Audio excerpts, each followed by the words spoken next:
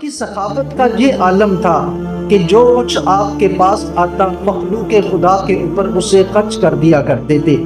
یہ آپ کی سخاوت کا عالم تھا۔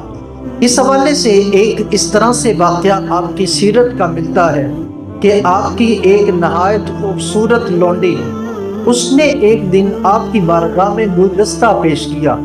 آپ خوش ہوئے اور خوش ہو کے اس کے لیے آزادی کا پروانہ جاری کر دیا۔ کہنے والے نے کہا کہ اتنی خوبصورت لونڈی اور آپ نے صرف اتنے سے کام کے اوپر خوش ہو کے آپ نے اس کو آزادی دے دی ہے۔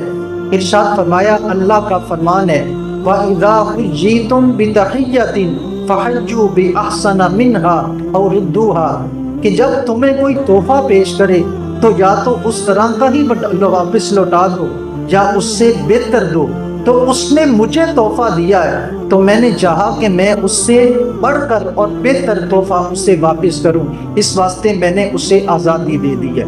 تو یہ آپ کی سخاوت کا عالم تھا۔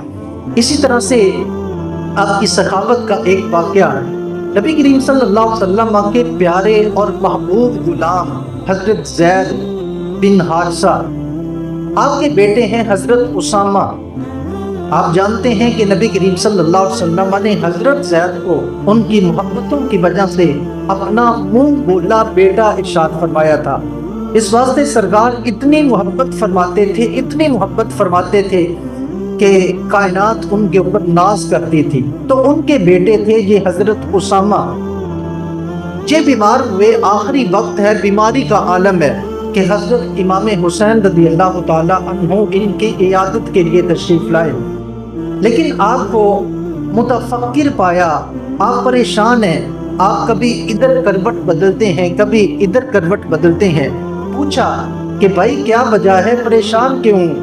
تو کہا میں بیمار ہوں، موت سامنے نظر آ رہی ہے، میرے اوپر 60,000 درہم کا قرضہ ہے، اس کے حوالے سے پریشان ہوں کہ اس کی ادائیگی کا کیسے بندوبست ہوگا۔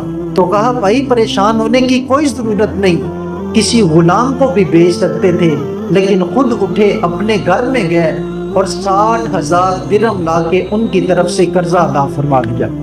یہ آپ کی سخاوت کا